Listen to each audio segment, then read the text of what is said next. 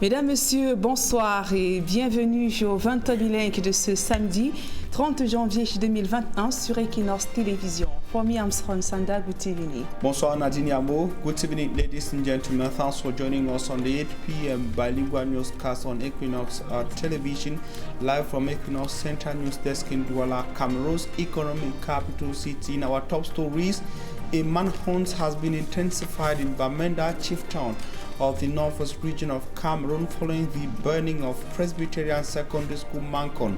Governor Dovlele Lafayette, governor of the northwest region, says the first victims are already under the dragnet of security officials. Bamenda, which is currently hosting Cardinal Pietro Parolin. He is the special envoy of Pope Francis, Secretary of State of the Vatican City and head of the diplomatic wing of the Vatican City. These stories and more will be yours in this edition of the news. À la une de ce journal, les Lions appriment à la conquête d'un ticket de qualification pour les demi-finales du CHAN 2021. Ils affrontent en ce moment au stade Japoma les Léopards de la RDC. Il faut préciser que l'avant-match Cameroun-RDC a connu plein de rebondissements, en plus de la grosse polémique autour des tests Covid-19 dans la tanière de la RDC. Et les premiers les receleurs des billets du match Cameroun-RDC ont été interpellés ce jour à l'esplanade du stade Japoma à Douala. Et l'enlisement de la crise anglophone préoccupe le pape François.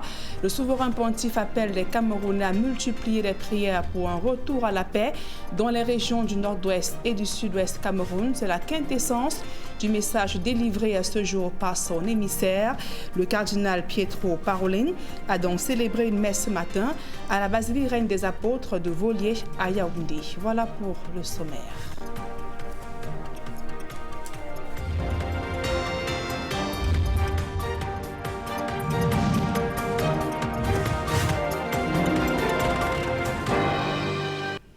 Mesdames, Messieurs, une fois encore, bonsoir et merci d'honorer ce rendez-vous de l'information sur Equinox Télévision. Le pape François, préoccupé par la crise anglophone dans les régions du nord-ouest et du sud-est Cameroun, il exhorte les Camerounais à prier sans cesse pour un retour dans la paix dans ces deux régions en crise. Le message transmis ce matin par le secrétaire d'État du Vatican au Cameroun, le cardinal Pietro Parolin, a donc célébré une messe ce samedi matin à la basilique Reine des Apôtres de Volier à Yaoundé. Le reportage de Aïe Cyril, Élisée Borba.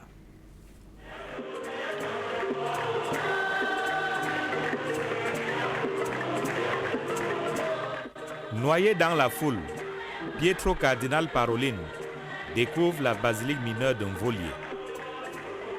Alors appelé sanctuaire marial, ce haut lieu de foi et de prière est érigé en basilique et prend l'appellation Marie Reine des Apôtres en 2006. La présence du secrétaire d'État, patron de l'administration du Vatican, à la basilique mineure Marie Reine des Apôtres d'un Volier est fort symbolique. Pour nous, c'est une actualisation du lien qui unit la basilique au Saint-Père. Vous savez que le curé de cette église basilique, c'est le Saint-Père lui-même.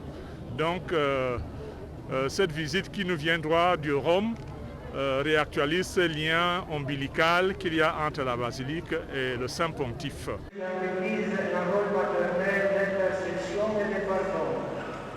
La célébration eucharistique, présidée par Pietro Cardinal Parolin, se déroule selon la liturgie de l'Église, mais en respectant les spécificités africaines et camerounaises.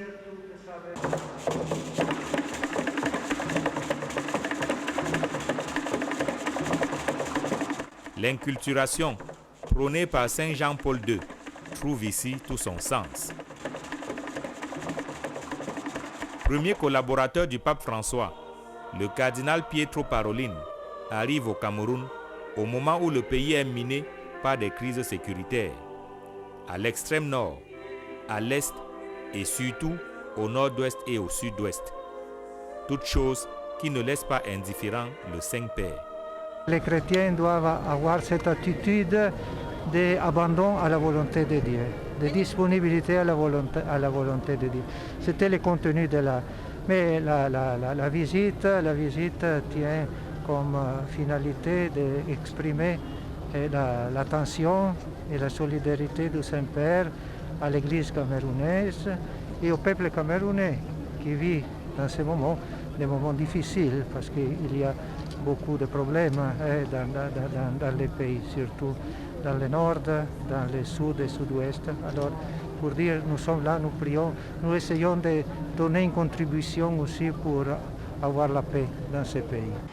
Je vous exhorte, frères et sœurs, à garder la joie. Je vous exhorte à garder la joie. S'inspirant de l'évangile selon saint Luc, chapitre 1, versets 26 à 38, l'envoyé du pape François invite les Camerounais à copier l'exemple de Marie dans la foi en confiant les situations difficiles que traverse le pays entre les mains de Dieu. L'abandon entre les mains du Père, une confiance dans le Seigneur qui se manifeste surtout lorsque surgissent des épreuves, des souffrances, des malentendus. Nous sommes alors appelés à nous abandonner à Dieu, comme un enfant dans les bras de sa mère, comme un enfant dans les bras de sa mère. En présence des autorités et membres du gouvernement, des louanges sont élevées au ciel. Le Cameroun prie pour le retour à la paix au nord-ouest et au sud-ouest, ainsi que dans d'autres régions en crise.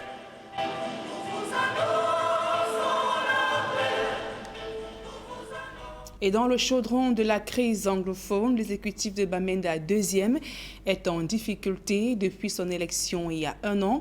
Le maire et ses conseillers ont du mal à réaliser les projets de développement. Une concertation vient de se tenir dans l'espoir de convaincre les groupes séparatistes à laisser la mairie travailler pour le bien-être des populations. Le point dans ce reportage de Moustela et de Jean-Paul Chouniat. À la commune de Bamenda II, le cadre de vie des habitants de cette municipalité ne s'est pas du tout amélioré depuis l'avènement des maires successifs à la tête de cette collectivité territoriale décentralisée. Sans route bitumée, Bamenda II consomme la poussière jour et nuit, meurt de soif, les robinets étant à sec depuis de longs mois. Nous avons besoin d'eau dans notre commune. N'en parlons pas des routes. Rallier les villages Nchumbo, Mbatu et Asongwa, c'est horrible. Le conflit armé en cours dans la région du Nord-Ouest complique davantage la tâche, relève le maire de la commune de Bamenda II. En fonction depuis 1 an, cet exécutif municipal peine à réaliser le moindre projet de développement. Pour bénéficier des retombées de la décentralisation, un dialogue franc et sincère avec toutes les parties prenantes à ce processus est nécessaire. Face à cette exigence, le maire Pite Tchenou, les conseillers municipaux de Bamenda II, la société civile, les chefs traditionnels échangent tous sur une meilleure approche dans la conduite et le suivi des projets de développement pour l'année 2021. Nous exhortons les chefs et les parents à aller sensibiliser leurs enfants en brousse, qu'ils nous laissent travailler pour un développement bénéfique à toute la communauté. Pour de nombreux observateurs, la résolution de la crise anglophone et l'approche participative de tous sont à ce jour les seuls gages de réussite des projets de développement dans la commune de Bamenda II, ainsi que dans toutes les autres municipalités des 2 régions anglophones, en proie à une instabilité sociopolitique depuis octobre 2016. C'est un constat inquiétant dans la région de l'Est Cameroun. De nombreuses femmes sont contraintes de livrer leur corps à des pratiques obscènes, faute d'accès à la terre pour une exploitation artisanale de l'or, en plus des tensions qui se multiplient du fait de l'afflux des réfugiés centrafricains. C'est du moins ce qui ressort d'une enquête menée par des journalistes et dont les résultats ont été publiés à Yaoundé. Le reportage de Rodrigue Ngassi et de Marcelin Ganson. C'est ça qui fait en sorte qu'on doit inscrire les enfants à l'école.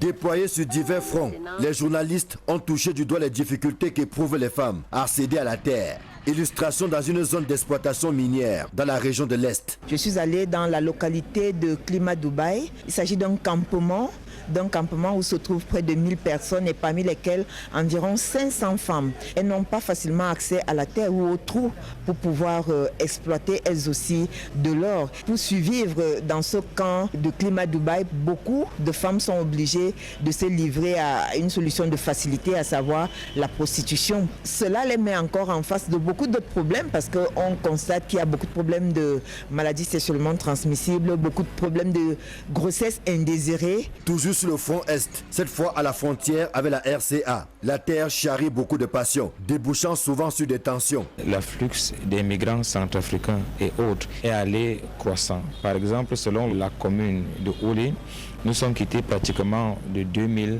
à près de 10 000 réfugiés centrafricains. Il se trouve donc que ces réfugiés centrafricains ont besoin de la terre, non seulement pour faire des champs, mais aussi pour construire leurs habitations. Du coup, le fait de pouvoir être présent a créé une sorte de pression autour de la terre. À l'Est comme ailleurs, les batailles autour de la terre sont légion, exacerbées par la vétusté de la loi de 1974, dont le toilettage engagé depuis plusieurs années piétine. Pour le réseau de lutte contre la faim, il était capital d'intéresser davantage le quatrième pouvoir aux différentes problématiques liées au foncier. Les journalistes sont la voix des vulnérables, les personnes victimes d'expoliation de leurs droits fonciers. Et donc, les journalistes peuvent mieux faire savoir ce que certaines personnes vivent sur le terrain, particulièrement en zone rurale. La principale difficulté est liée à l'accès à l'information, à la réticence de certaines personnes à répondre. Cela démontre que la question foncière est effectivement sensible. Au bout du compte, c'est un sentiment de satisfaction qui se dégage de la mise en œuvre du projet Lancam. Après 3 ans de mise en œuvre, on observe de plus en plus une amélioration de la qualité des publications des hommes des médias sur les questions de gouvernance foncière. On peut se réjouir et féliciter le projet Lancam d'avoir pu toucher ces médias qui sont, on va dire, le quatrième pouvoir et permettent de relayer la voix des populations pauvres. Le projet Lancam a pour but de sécuriser les droits liés aux terres et aux ressources et ainsi d'améliorer la gouvernance foncière au Cameroun. Et nous ouvrons à présent le chapitre santé de ce journal. Malgré la chute drastique de nouveaux cas, la lèpre continue de faire des victimes. Au Cameroun, on enregistre en moyenne 1000 cas. En Afrique centrale, plus de 200 000 personnes sont touchées par la lèpre selon l'OMS. Stigmatisés, parfois rejetés, même abandonnés à leur propre sort, les malades de la lèpre peinent à s'insérer dans la société au Cameroun. Le reportage de Cédric Ding et Cédric Chona. Plus de 3 millions de personnes dans le monde sont touchées par la lèpre, selon des chiffres révélés par l'Organisation mondiale de la santé. Ces dernières sont très souvent traitées en paria et sont stigmatisées et rejetées par leur propre entourage. Je suis venu ici quand j'étais déjà attaqué, que le doigt était déjà coupé. C'est après là que je suis venu avec, que j'ai encore avec ça jusqu'à l'heure actuelle. Dans le quartier, quand on a vu que j'avais ces maladies-là, tout le monde m'a fui, même mes amis que je marchais avec eux, je marchais plus avec eux.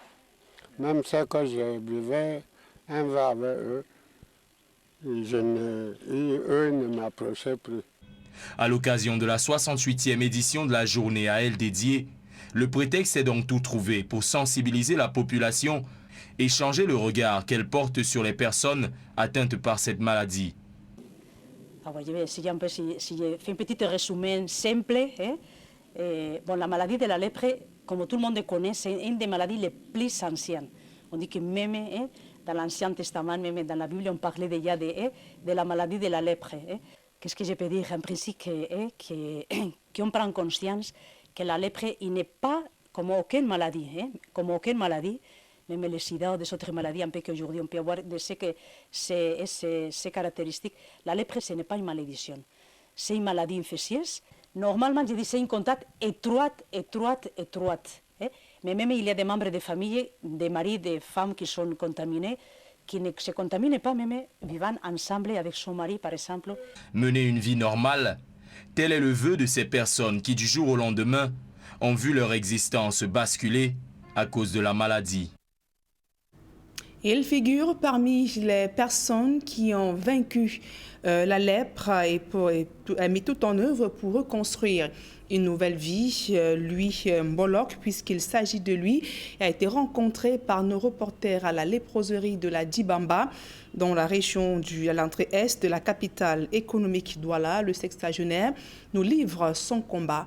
Le reportage de Sédik Ding, Sédik Chouna. Deuxième partie de ce journal, Cameroun-RDC, c'est la deuxième affiche des quarts de finale qui se déroule en ce moment au stade Japoma à Douala. Donc, il faut préciser qu'à ce moment, les Lions affrontent dans les Léopards de la RDC. Le score est toujours de 0 but partout. Donc, nous signalons également que la RDC mène le Cameroun en ce moment sur le score d'1 but à 0. Il faut donc préciser que la rencontre se joue toujours en ce moment au stade Japoma de Douala, Cameroun-RDC, la deuxième affiche des quarts de finale. Il faut préciser que le Mali est déjà donc qualifié pour la première équipe qualifiée donc pour les demi-finales du CHAN 2021. Les Aigles du Mali sont venus à bout des Diables Rouges du Congo-Brazzaville à l'issue de l'épreuve des tirs au but, dont 5 contre 4. Il faut également préciser que l'avant-match Cameroun-RDC a connu d'énormes soubresauts. L'annonce de la découverte de 13 cas de nouveau de Covid-19 dans les rangs de la RDC a donc provoqué un mouvement de colère. La RDC est montée au créneau pour contester les résultats, accusant les équipes médicales d'avoir faussé les tests. Il faut également préciser que la requête était donc déposée au niveau de la CAF, donc, qui a donc demandé une contre-expertise. Et au finish, donc, sur les 13 cas, seuls 3 cas de Covid-19 ont été détectés, dont les 2 joueurs. Et des receleurs de billets du match Cameroun-RDC arrêtés ce jour à l'esplanade du stade de Japoma par le groupement mobile d'intervention numéro 2. Ils ont été interpellés en train de vendre les billets à un prix 3 fois plus élevé. Comme vous voyez donc sur ces images, ces receleurs de billets du match Cameroun-RDC interpellés ce jour par des éléments du groupement mobile d'intervention numéro 2. Dont ces personnes vendaient des billets à un prix 3 fois plus élevé. Il faut préciser que la rareté des billets avait donc provoqué un mécontentement dans les rangs des supporters de l'équipe A' du Cameroun. Ces fans des Lions avaient dénoncé un trafic autour de la vente des billets d'accès au stade Japoma, un dérapage qui a donc privé certaines personnes de pouvoir vivre la confrontation depuis les gradins. Il faut également préciser que le gouvernement avait évoqué une pénurie due à une forte sollicitation. Et comme vous voyez sur ces images, des personnes ont été interpellées en train de vendre les billets à un prix 3 fois plus élevé à l'esplanade du stade Japoma à Douala. Et nous restons au stade Japoma à Douala où on observe la sécurité a été renforcée avec une forte mobilisation des forces policières autour du stade et des fouilles systématiques sont effectuées avant d'avoir accès au stade Japoma pour pouvoir vivre le match Cameroun-RDC. Le reportage de Emos Fongo, Gladys Sidi. Nous avons réussi à nous frayer un chemin et nous nous trouvons à présent à la première barrière. C'est en effet ici qu'il faut présenter son ticket d'accès au stade afin de vivre cette rencontre Cameroun-RDC. Et la fouille est systématique. Les sacs sont fouillés, les poches sont fouillées. Il y a des objets qui n'entrent pas, les bouteilles d'eau n'entrent pas et même à manger. Bref, les sacs sont interdits d'accès au stade de Japoma. D'ailleurs, comme dans tous les stades lorsqu'il y a compétition. Mais ce qu'on réalise tout de même, c'est que plusieurs n'avaient pas cette information-là et du coup ils sont obligés de laisser les sacs à l'entrée et de jeter pratiquement tout ce qu'ils avaient prévu à manger dans les bacs à ordures qui ont été prévus pour la circonstance. En tout cas, la sécurité a été renforcée afin de permettre que cette rencontre se déroule également dans de très bonnes conditions sécuritaires. Les supporters arrivent par petits groupes et déjà l'accès est ouvert en vue de cette rencontre. Nous sommes à 2 heures pratiquement du match RDC Cameroun ici au stade de Japoma et nous vous faisons vivre l'ambiance d'avant-match. Les supporters sont sont sortis chez eux bien plus tôt et nombreux, en tout cas pour soutenir cette équipe des Lions à Prime du Cameroun. Depuis le stade de Japoma pour Equinox Télévision, Amos Fongo, Libero Njomo et Gladys Sidje.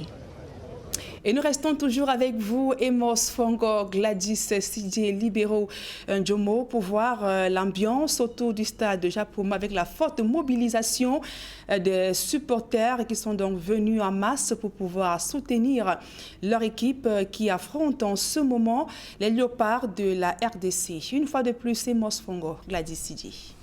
C'est la grande effervescence ici à l'entrée du stade de Japoma, côté supporters. Ils sont nombreux à avoir pris d'assaut les lieux avec pour seul objectif de donner de la voix et de jouer véritablement leur rôle de 12e joueur. Le marché des gadgets se porte plutôt bien. Des commerçants sont nombreux à proposer des vuvuzelas, des drapeaux aux couleurs du Cameroun, de la RDC, des maillots, des sifflets, des chapeaux. Bref, tout va bien. Les supporters sont là. Pour la plupart, ils n'ont pas pu avoir des tickets d'accès pour cette rencontre Cameroun-RDC, mais cela ne les a pas empêchés dans leur élan. Ils sont véritablement là pour faire comprendre aux Lions indomptables à Prime que la coupe doit rester à la maison. C'est en tout cas le mot d'ordre pour tous ces supporters. Parlons également de la sécurité qui a été véritablement renforcée autour du stade de Japoma. Les forces de police, gendarmerie également, ils sont là véritablement pour assurer la sécurité autour du stade, tout comme à l'intérieur pour cette rencontre des quarts de finale.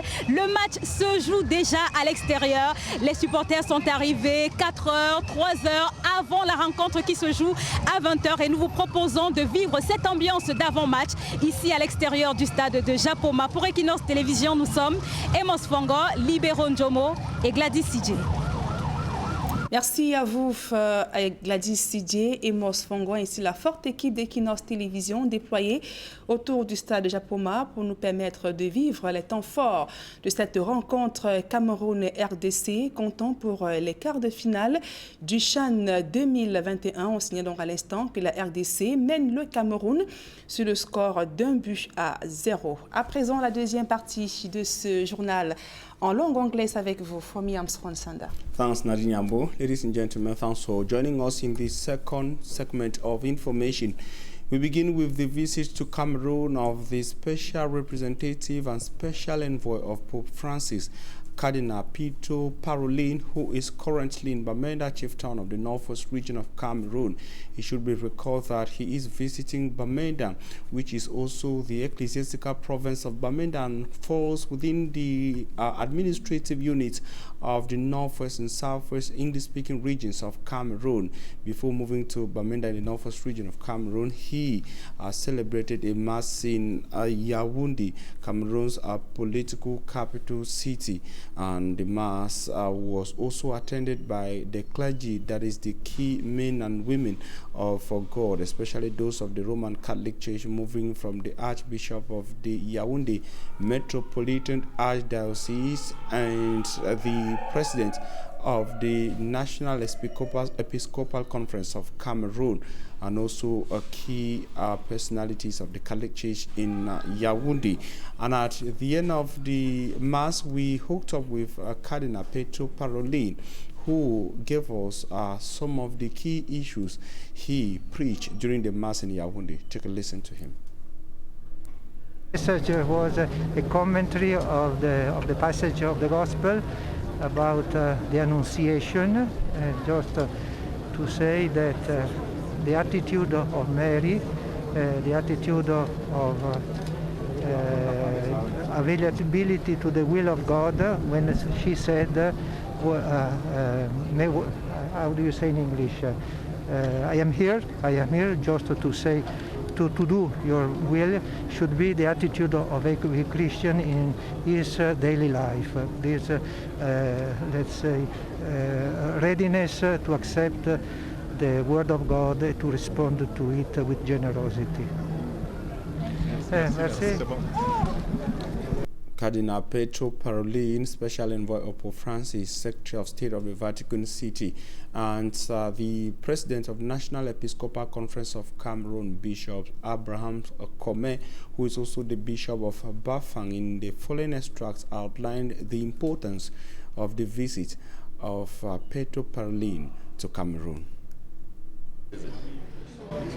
Anyhow, I think that the Vatican is a state, and this visit is a visit to one state to another. We are concerned because the state of Vatican is have a natural link with the Catholic Church. That is why His Eminence visit us, we discuss. But the main target, the main points will be carried up in other steps. For example, I think he will meet our President of the Republic, President Paul Biya. I cannot say what will come out, but I'm sure that normally it's good to the state who have a relationship to meet time to time to try to see how to ameliorate. I'm not the one to answer to this question. I said what is. I'm not able to Concretely, say why. What efforts have you made in order to dialogue with the head of state? What efforts? Anyhow, in our country, when you want to meet the head of state, and we think that it's normal to try to do it, because we are in the ground with people, we can feel some things. We are not going there to try to be appointed or to be nominated. It's not our task. We are very busy in what we are doing as a bishop, but since we are in the ground, maybe there are some elements that are not coming out exactly. And when we want to see him, and I said it's normal, we know in our country what we have to do it. Mr. And we President, try to do it. you were talking to the head of state now. What will you be telling the head of state? You people are not the head of state. We imagine that no. such a situation when I will be we will be with him, we will tell him what we have to. No, we have to respect him. We cannot give to media the contents of our discussion. No, it's not. We cannot do it. Yes, and do it. Bishop Abraham Kome, he is the president of the National Episcopal Conference of Cameroon, and to Archbishop Jean Barga of the Yaoundé Metropolitan Archdiocese, it is a wonderful privilege to have Cardinal Pietro Parolin celebrate the Mass in Yaoundé, that is the Mass in Yaoundé. We are very happy today, and we thank God for this great event. The visit of the Eminence Pietro Cardinal Parolin.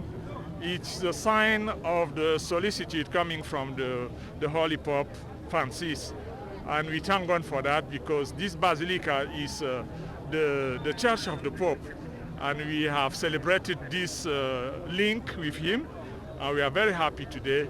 We thank God, know that God have blessed all the people in Cameroon, and especially the peace in our country. As we announced that Pietro Parolin is in Bamenda, but you also heard in our top stories that a manhunt has been intensified in Bamenda chieftain of the northwest region of Cameroon after the burning of the Presbyterian Secondary School Mancon by some individuals. According to Governor Dovlele Lafrique, governor of the northwest region of Cameroon, the first suspects have been arrested already. They are currently under the dragnet of security officials in Bamenda, who have continued to hunt for other people who collaborated in the burning down of the school. Mbustela tells us that Dovlele Lafrique was speaking while at the campus of Presbyterian Secondary School Mancon.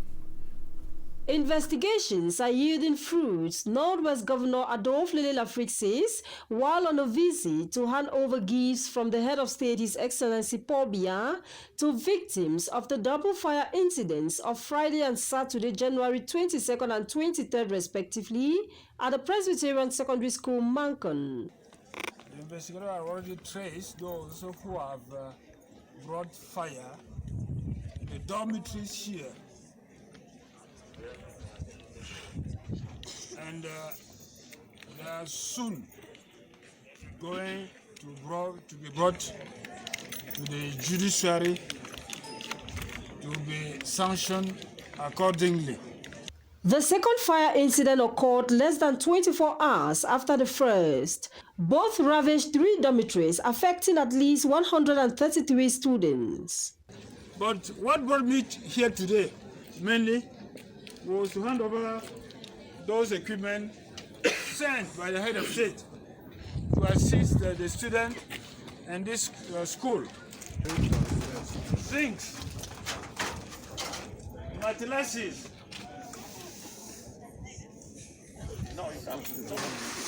We also have buckets that will help you take care of the hygiene in this very period we are fighting against the coronavirus.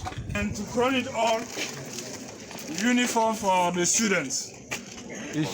While saluting the collaboration that led to the prevention of a third attack on the school, Governor Adolf also prescribes vigilance while specifying that both fires could not have occurred without complicity from within. From all indication, they could not have succeeded in doing what they have done here without some complicity from within. Meaning that the vigilante group have also to be revamped and mobilized within campus to help the principal prevent such occurrence. As at the time of this report, the 3 dormitories were under renovation.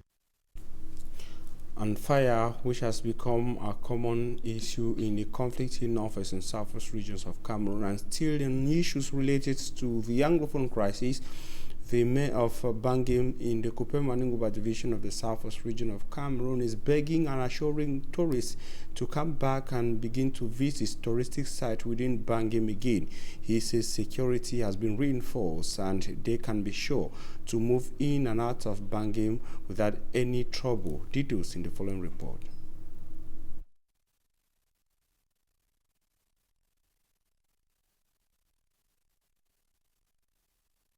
In the Bangim Council area of the Kupe-Maninguba division of the southwest region of Cameroon should be recovered before the escalation of the armed conflict in the northwest and southwest regions. Bangim has been witnessing a good number of tourists who came in every year to explore the rich touristic potentials of the Bangim Council area, moving from the Twin Lakes to the Kupe-Maninguba Mountains, and all that became nothing or a shadow of itself within the context of the armed conflict that saw insecurity chasing tourists away from Bangim.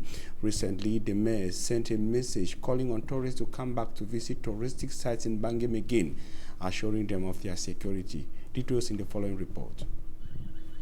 The Bangim Council area in the Kupe-Maninguba division, southwest region of Cameroon, is endowed with enormous tourism potentials, which have unfortunately not been spared by the negative impact of the armed conflict in the northwest and southwest regions of Cameroon. Some of the great touristic features of the area are chains of mountains, among which is the Mount Kupe-Maninguba, beautiful plains and the Twin Lakes, which were favorite destinations, pulling in hundreds of tourists each year before the escalation of the armed conflict in the Anglophone regions of Cameroon. We be for yourself for Maninguba, so empty, no any stranger, no any body like Motuso, like one man, so no any man. We sit down for around 2 years or 3 years. Now just this time, so we start forget stranger for here. We have external tourism that used to be very common here, but during the crisis, you know, it was discouraged. People were not coming. With multiple efforts adopted to bring back normalcy to the northwest and southwest regions, few tourists are beginning to go back to Bangim. I have never come to this place, but I've been hearing of it long time ago. The typical area of this place is a kind of nature that you can't find in the whole world, that you can't meet. The first one, like we call it the female lake, when you look at it, it is just like the African map. And when you go to the main lake, it is just like the Cameroon map. So we are so proud as Bakosi people from Kupe-Maninguba, to be blessed with this kind of geographical nature.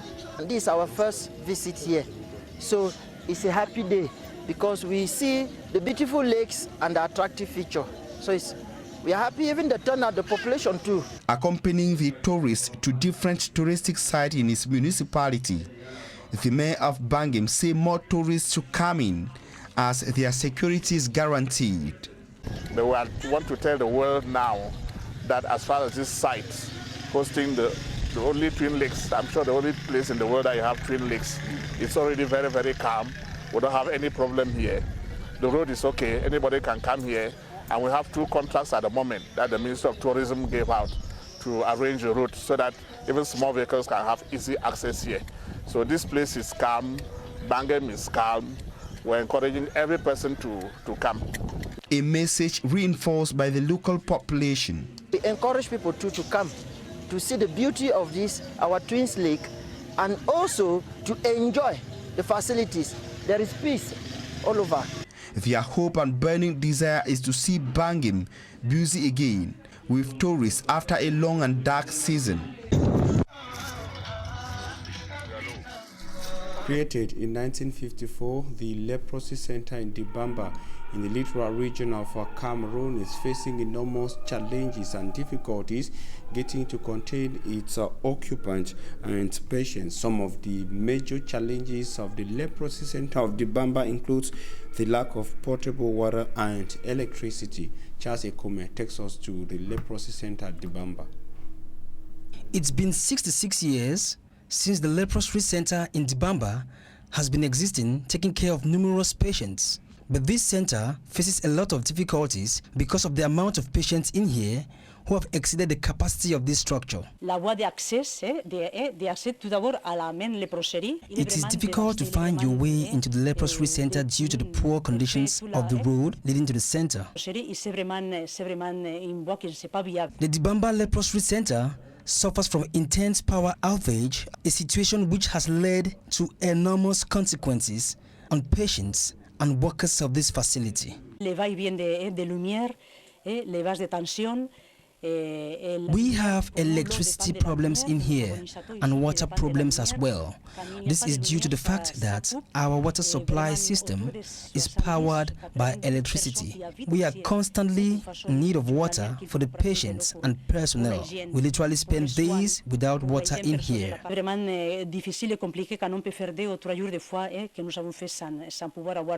Financed by the Cameroonian government, the Leprosy Center in Dibamba still faces major challenges in the rehabilitation process of its patients.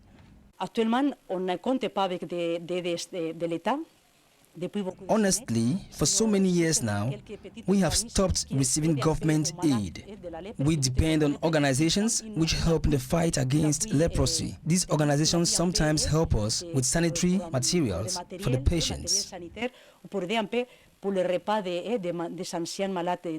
Faced with all these challenges, the medics at the Leprosy Center in Dibamba are asking for government aid so as to ensure the survival of these patients. We wish that the government, more specifically the Ministry of Public Health, come to our aid because this is a sanitary facility which needs a lot of maintenance. Created in 1954, the Leprosy Center in Dibamba harbors so many patients who have been rejected and stigmatized by leprosy. And the center has become home to so many Cameroonians, and this is the case of a certain Mr. Luis who found refuge at the Leprosy Center of Dibamba several years ago. Mr. Luis is healed from leprosy and is now living a new life. Charles Ekome once again. Looking at him walking with his amicable smile, it is hard to believe that Mr. Louis was among the lots of leprosy patients, like the 200,000 leprosy patients now living in Africa. I was born in 1934 and I was a leopard, but God healed after so many years of suffering.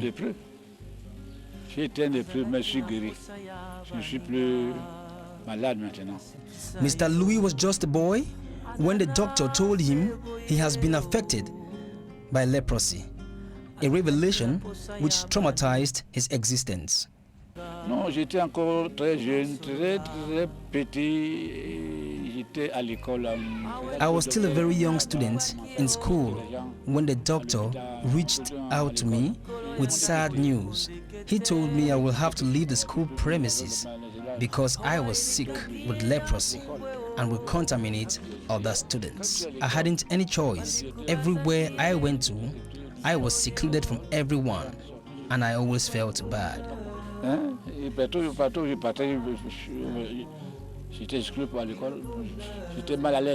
Mr. Louis could finally find happiness and the joy of living, it's thanks to the family who welcomed him at the leprosy center in Dibamba. I feel at home here, despite the fact that I have a home in the village. A place where he found peace of mind and where he founded a family. Even after going on retirement, Mr. Louis still remained at the center where he has dedicated his life to taking care of other patients who have also found refuge in this sanctuary. The first semi-finals ticket to the competition, that is the first finals to the first ticket to the semi-finals of CHAN Cameroon 2020 has been taken already by Mali. Mali that humbled the Congo, that is Congo Brazzaville, through penalty shootout by 5-4, picking the first available ticket into the semi-finals. And the second encounter with regards to quarterfinal matches is ongoing, with Cameroon locking horns with the Democratic Republic of Congo. Cameroon is currently leading the Democratic Republic of Congo by 2-1, and the other matches will be played tomorrow. The matches are to be played tomorrow some at the Bepanda Omnisport Stadium, as Matt Njikangebe gives us in the following preview. The Bepanda Omnisport Stadium takes center stage on Sunday. Defending champions Morocco confronts Zambia. Morocco recorded 2 wins and a draw as they qualified for the quarterfinals. They will be at the knockout stage of the tournament as one of the country with the highest goals scored in the group stage of the competition. Morocco scored 6 goals and conceded 2. Their opponent, Zambia, are the most experienced in the history of the African Nations Championship with 5 quarterfinals in their keeping. They qualified as the second best in Group D with 1 win, 2 draw, scoring 3 goals and conceding 1. The last game for the quarterfinals comes up the same Sunday at the Ngeme Field in Limbe. Guinea will take on Rwanda. Guinea are the only second nation to score 6 goals at the group stage alongside Morocco, as they recorded 1 win, 2 draw in 3 matches. They conceded 4 goals. Rwanda, who will be playing in their second quarterfinals, qualified as second best from Group C. In 3 matches played, Rwanda drew 2, won 1, scoring 3 goals and conceding 2 goals. Apart from Cameroon and the Democratic Republic of Congo that have once met at the group stage of this tournament in different editions, the other teams that will be playing at the quarterfinals of the African Nations Championship Cameroon 2020 will be meeting for the first time in the tournament.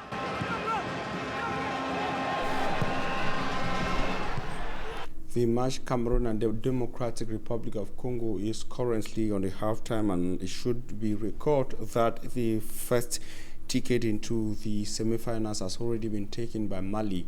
Mali that went celebrating after humbling Congo Brazzaville 5-4 in a penalty shootout. And of course, we are having Cameroon leading by 2-1 in the second match of the quarterfinals. The matches to be played tomorrow will be in Douala and in Limbe in the Fakov, the southwest region of Cameroon. Nadine, Cameroon is currently leading the Democratic Republic of Congo. Effectivement, Fomi Armstrong Sanda, les bonnes nouvelles qui nous viennent du stade de Japoma, les Lions à Prime ont pris leur revanche face aux Léopards de la RDC.